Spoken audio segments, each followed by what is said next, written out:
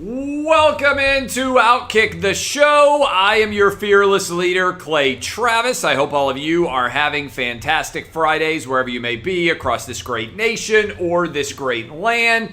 Want to let you know you can get, what's the offer right now? Right off the top here, I got an offer texted to me earlier today. I want to make sure I don't screw it up. Let's see. Olympic offers. You can bet $10 and get $100, bet $20, get $200. These are all Olympic specials.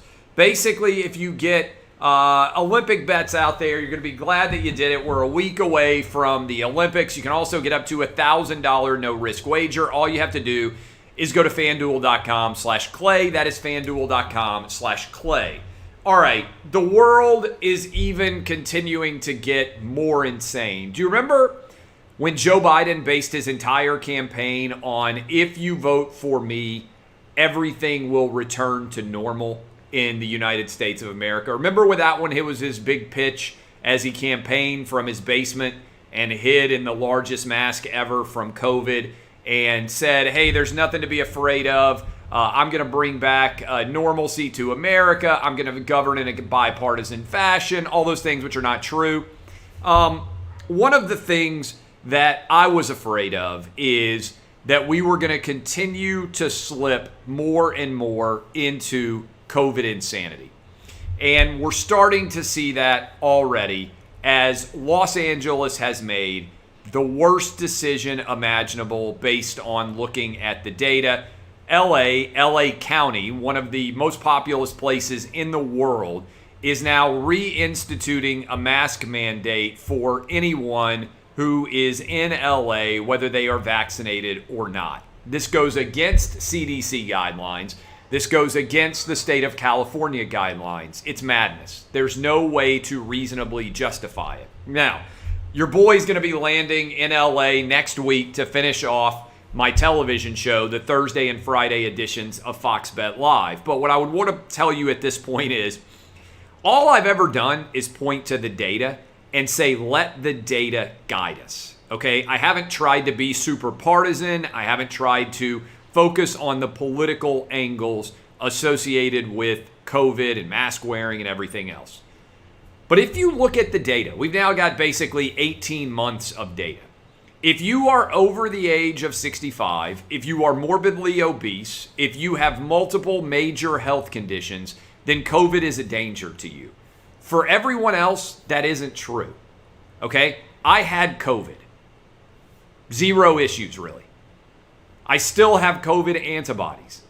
I am relatively young, 41 years old, super healthy, as you can see just by looking at me. What a physical specimen I am. But I looked at the data. I said I'm not going to be fearful of COVID. When I got it, I isolated myself from older people, and I was fine. My wife got it. She was fine. Neither one of us had major health-related issues, as the data reflected we would likely be in that position, because the data reflects that if you're under 65 years old and relatively healthy, you're going to be fine.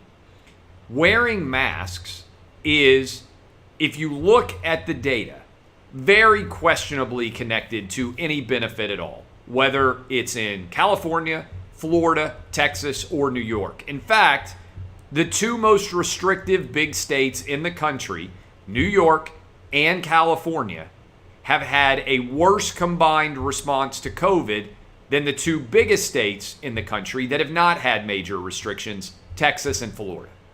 How can you explain why Texas and Florida would have a far less significant issue with COVID, despite less stringent restrictions, than New York and California? The biggest and best explanation is virus is going to virus. That most of what we do and have done in response to COVID is cosmetic theater. All of it. The distancing, the wearing masks, the shutdowns, none of it's really had much of an impact. That's what the data would tell us, because there's very little difference between what's happened in the most restrictive states in the country and the least restrictive states in the country. You've been able to go to school in Florida for a whole year, no issues whatsoever. California, you didn't go to school for a year. no issues in major difference when it comes to what's been going on. If you consider the amount of things that have been kept open, all California and New York did when they shut down was destroy their economies with no benefit when it comes to health. Again, this is based on the data. Nothing radical here other than looking at the data. And the data reflects that California going back to a mask mandate is not going to have an impact at all. Now, we're still early in things. Last summer, we had a major dip before we had a rise when it got to cold and flu season, when viruses tend to have a lot of success. I hope that the vaccines work tremendously well. I do. But there's ominous signs coming from England where a massive increase in COVID positive rates is occurring even after mass vaccinations in that country. Now, they basically are deciding no matter what, we are opening on July 19th in England. I think we just have to live with the virus, right? It's not going away. It's going to be like the flu. There is no magic pill that's suddenly going to eliminate it. The best protection, based on all the data that I have seen, is natural immunity, which is what I have. I had COVID. I still have COVID antibodies. That's what the vaccine exists to do, is to replicate the infection, so to create antibodies inside of your body. So if you already have natural immunity like I do, I'm following the data as I have researched it. You can make your own choices. Again, my mom, happy birthday, Mom, she's watching this, turned 77 years old today. I told her and my dad, go get the vaccine. You're over 65 years old. You need to do it. That's what I've told every elderly person that I know, 65 or older, 100% you should go get the vaccine. A lot of younger people have already had COVID. If you've already had COVID like I am, I don't see the point of getting the vaccine. If you are terrified of COVID and you are younger and you are otherwise not under risk from COVID, then I would encourage you to do whatever makes you feel better.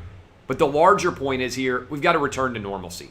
We can't continue to constantly go through these cycles where we're trying to terrify everybody with the fear porn. I'm genuinely curious to see how everything is going to be followed now that Joe Biden is in office and theoretically responsible for the nation's COVID response. I think what you're seeing is this goes beyond politics. The virus is gonna virus. And I would encourage you guys to go listen to Alex Berenson as a guest spot. I believe it was on the Tuesday edition of the Clay Travis and Buck Sexton show. Go subscribe to the podcast. You can go to my Twitter feed at Clay Travis. You can click right through. You can go to iTunes or Spotify or Google Play. Type in Clay Travis. Just go listen to that conversation. Got the biggest radio show in the country. Important conversations going on. Go listen to it. And you can hear us today discussing why the LA mask mandate is complete and total insanity. Some sports stories for you that also, unfortunately, continue to impact COVID. Red Sox-Yankees yesterday was canceled for COVID after 6 vaccinated Yankees players test positive for COVID. Why are we still testing anyone in sports for COVID? I told you again, I don't know why I'm one of the only people who actually looks at the data. Young, healthy athletes have 0 risk from COVID. 0. Little league all the way to pros. If you are healthy enough to be playing athletics, your body is going to be fine. You probably won't even know if you get COVID. You'll probably be asymptomatic. That's most people. But if you go get the vaccine, which these Yankees players did, why in the world are we still testing athletes? And on top of that, why are we canceling games over COVID, which is post-vaccination, according to the experts, not in any way remotely dangerous? We aren't testing people to go sit in crowded stadiums.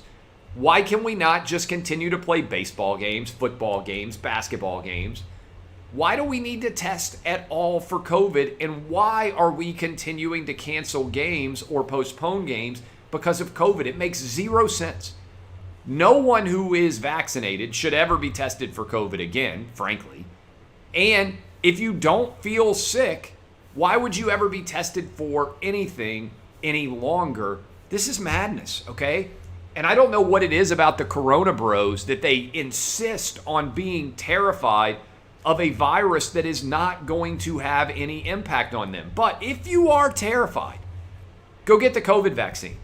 Your fear should not impact my freedoms. We've done that for far too long. If you are terrified that you are going to die of COVID, go get the COVID vaccine. Why should your fear or your concern over me impact things anymore at all? To me, the storyline here is pretty simple.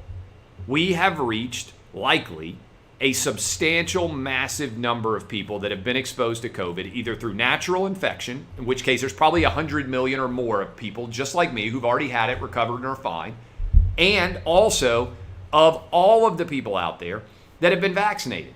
You combine those two groups, and the number of people that are actually, in theory, in danger from COVID should be absolutely minuscule if the vaccines work as well as we are told the vaccines work. So no more sports should be canceled.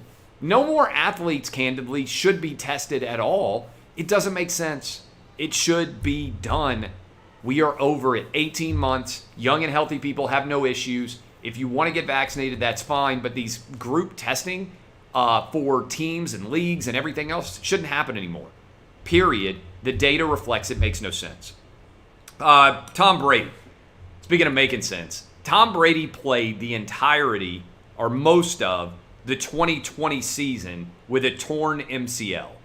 As if this guy wasn't already an incredible, best to ever do it example. Tom Brady played most of 2020 with a completely torn MCL, continued to dominate. Now, this speaks to how worthless at times the NFL injury reports can be, because there was never any discussion of a major knee injury for Tom Brady. And it also speaks to his ability to play through insane amounts of pain. Props to Tom Brady for finding a way to do this. 10 different Super Bowl trips, 7 Super Bowl championships. We're never going to see anyone, I don't believe, have that level of success in the NFL. I used to hate Tom Brady because I was a Manning guy in the Brady versus Manning battle. But now I just enjoy watching excellence. And over the last several years, I have turned from a Tom Brady hater to absolutely enjoying the experience of being able to appreciate his incredible talents. Richard Sherman has released a statement, and I probably should read it to you because we talked about all the issues that he had. Video came out of Richard Sherman from his father-in-law's house, trying to knock his way into that house, and all the details that have emerged since then are really very. They're frankly terrible. All the details, and I've said on this show for the last couple of days, I hope he's able to find a way to getting back to normal. He put out a statement today. Now that he's been released from jail, he said, "I'm deeply remorseful for my actions on Tuesday night. I behaved in a manner I am not proud of. I've been dealing with some personal challenges over the last several months, but that's not an excuse for how I acted. The importance of mental and emotional health is extremely real, and I vow to get the help I need. I appreciate all the people who've reached out and supported me and my family, including our community here in Seattle. I am grateful to have such an amazing wife, family, and support system to lean on during this time." So that's Richard Sherman. To his credit, he didn't blame somebody else or seek to explain away his behavior with anything other than an apology. So I give credit. I hope he's able to get himself back to a place where he is able to get back to some form of normalcy for him. Brooks Koepka and Bryson DeChambeau, the feud that I think it's fair to say nobody ever really saw coming or knew that we needed. If you missed it, by the way, I love watching the British Open. The Friday round now complete. Cuts have been made. Bryson narrowly made the cut. But after Thursday's round, he came out and blamed his driver for his performance there on today, earlier, when Brooks Koepka finished his round of golf. In an interview, what did Brooks Koepka say? That his driver was great, that it worked great, and that he was very thankful to have that driver. Trolling of the utmost magnitude. I don't know how Brooks Koepka, we could mix that in as part of this clip. That would be great. You can watch it yourself. I don't know how he kept from laughing when he said it, but it was deadpan delivery at its finest. Props to Brooks Koepka for the A-plus troll job. As we roll through, I want to let you know that the guys at 8 Sleep are doing fantastic work. Let me tell you this. People say, hey, what's the biggest difference in your life? And I want to thank you guys who've been watching and listening to OutKick for a long time. But I just finished the first month of the Clay Travis and Buck Sexton show. And again, encourage you to go subscribe and rate the podcast. And people say, what's the biggest difference now moving from the show that you were on to the new show? And I say it's sleep. I get way better sleep now because I don't have to get up at 4:15 or 4:30 in the morning, which I did for 5 or 6 years. And you know what? There are a lot of people out there that don't get very good quality sleep, which is why I'm here to tell you about the 8 Sleep Pod Pro Cover, all right? It is fantastic. It can make a difference. Do you know everybody has a different temperature that they sleep well at? The Pod Pro by 8 Sleep is the most advanced solution for helping to figure out what makes sense for you. Pairs dynamic cooling and heating with biometric tracking and a mattress or a cover you can put on your existing mattress, and you can find out whether you sleep better at 55 degrees or maybe as hot as 110 degrees. What will happen is your Pod Pro will adjust temperature based on the optimal sleeping environment for you. And the result is 8 Sleep users fall asleep 32% faster, reduce sleep interruptions by 40%, and get more restful sleep overall. The Pod Pro by 8 Sleep is so popular, all sorts of people, CEOs, pro athletes, overall high performers, they all want it.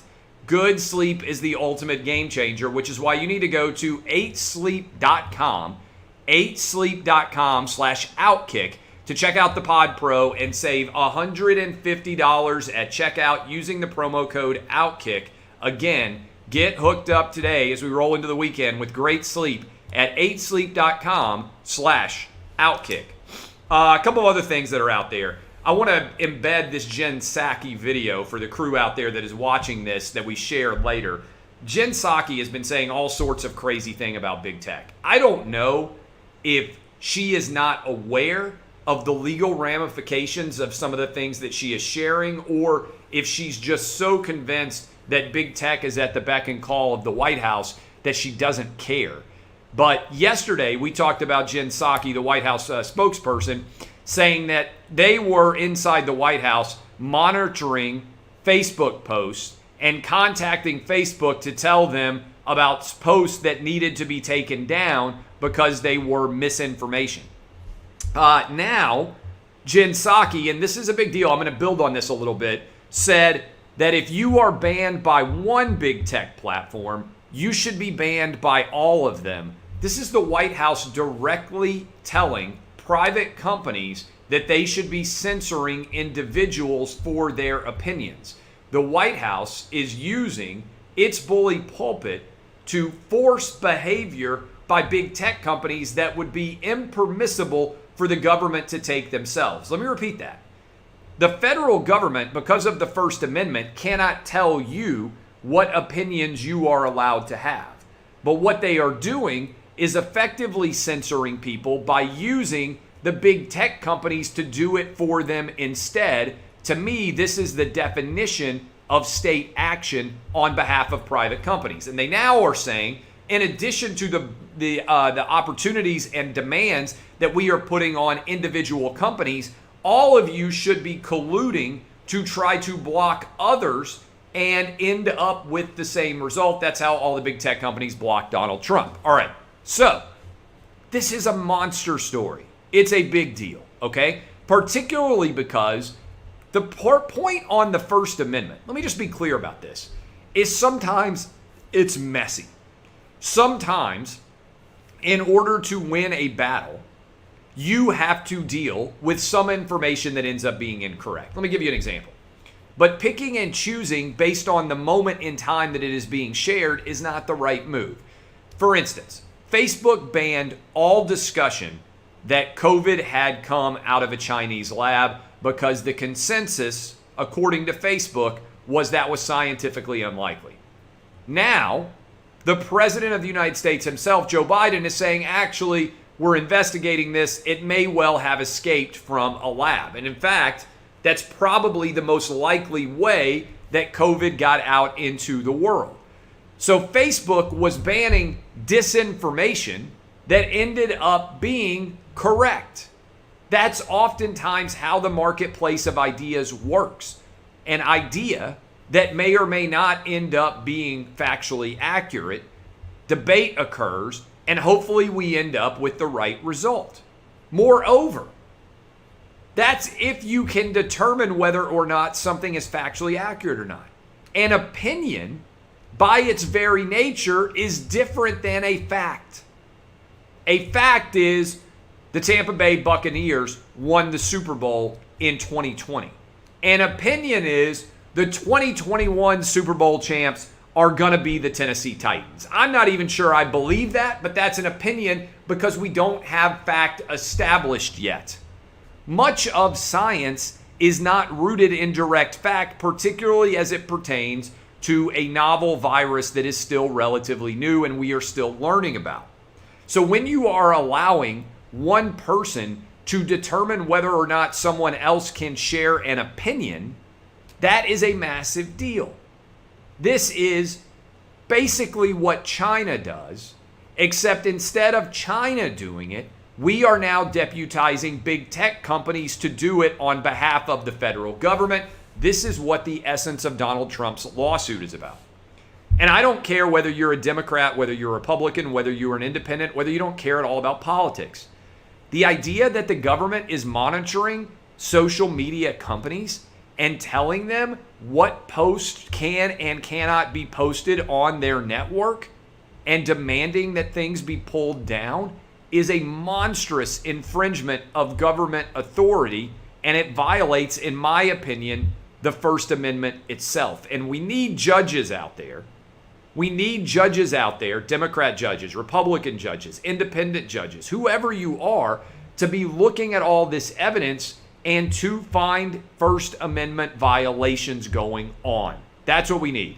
We need brave judges who are willing to stand for the Constitution, even in the face of big tech censorship and all of the power and might of the federal government that's being brought to bear in favor of that censorship. I think it's the biggest single issue in the United States today. I don't see it as being partisan. I see it as being either pro-free speech or against it. This is massively important. Finally, something that is not massively important at all, we got pregnant man emojis. Evidently, it's now, I had to clear my head here for a moment. Evidently, it's now offensive to refer to someone as a pregnant woman because there's this argument out there that men can give birth. Yeah, here's the deal. Women give birth. There is no such thing as a pregnant man, all right? Biology is real. If you care about science, then you should have to acknowledge basic biological truths. There are men, there are women. There are not men who can have babies. Women have children. That's the way the world works, all right? If you think biology is sexist, that's your right, but it doesn't make it true. We got to get back to basic, fundamental truths in this country and stop worrying about every single person out there being offended based on the pyramid of victimization. I love all of you. My name is Clay Travis. I'm about to head off to Commie Land, not California yet, another Commie Land, Gretchen Whitmer's Michigan. I love Michigan in the summer. As soon as I finish Fox Bet Live, I'm hopping on an airplane and flying up to Michigan with my wife's family for the weekend. Be back here on Monday, hanging with you guys, and then, unfortunately, I'm headed out to the Great Massed West. I'll be in LA by the end of the week. We'll see how that goes. I am Clay Travis, DBAP, unless you need to SBAP. This has been OutKick the Show.